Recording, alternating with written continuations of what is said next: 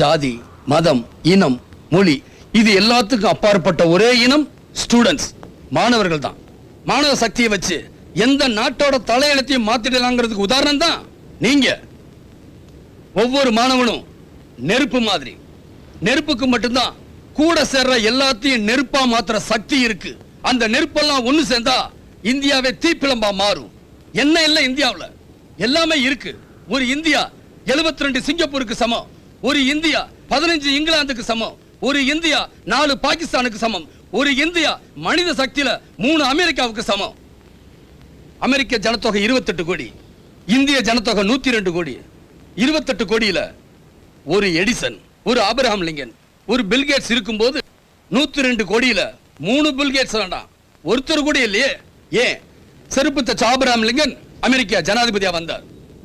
இங்க எத்தனை Abraham Lincoln இன்னும் செருப்பு மட்டுமே தச்சுக்கிட்டு இருக்காங்களோ தெரியல. அது ஏன் நம்மளால சாதிக்க முடியல? பணம், எல்லாத்துக்குமே பணம். கேவலம் விளையாட்டுல கூட லஞ்சம்.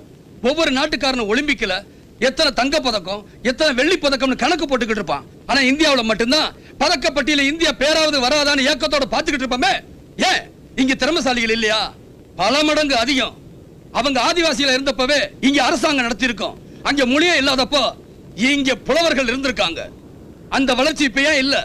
பணம், லஞ்சம், அடுத்தவனுக்கு கொடுக்கிறதுக்கா இவன் வாங்குறான், இவனுக்கு கொடுக்கிறதுக்கா இன்னொருத்த வாங்குறான். இதெல்லாம் தடுத்து நிறுத்துற சக்தி மாணவர்களுக்கு மட்டும்தான் இருக்கு. இந்த போராட்டம் மாணவர்களுக்கும் அதிகாரிகளுக்கும் நடந்த போராட்டம் இல்ல, மாணவர்களுக்கும் நடந்த போராட்டம். ஒரு அரசியல்வாதியோ ஒரு தீவிரவாதியோ மாணவனா இருந்திருக்கணும்னு அவசியம் இல்ல. ஆனா ஒரு அதிகாரி நிச்சயமா மாணவனா இருந்தே ஆகணும். அவர்கள் நேற்றைய மாணவர்கள், நீங்கள் நாளைய அதிகாரிகள்.